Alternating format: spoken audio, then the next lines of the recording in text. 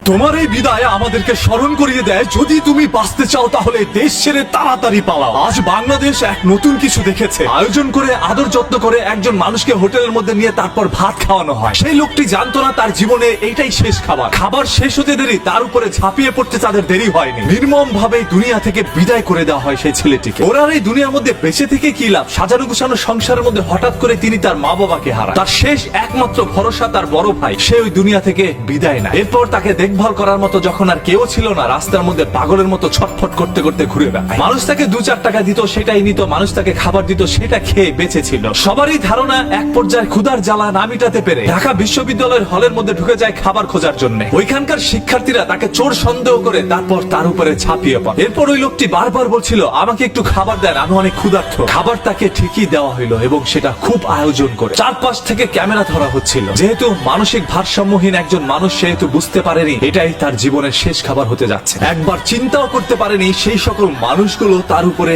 এইভাবে ঝাঁপিয়ে পড়তে পারে। বাংলাদেশের ইতিহাসে হয়তোবা এরকম কোন মহর্ষ ঘটনা আগে কখনো ঘটেনি। আজকের এই ঘটনাটি আমাদের সবাইকে চিন্তায় ফেলে দিয়েছে।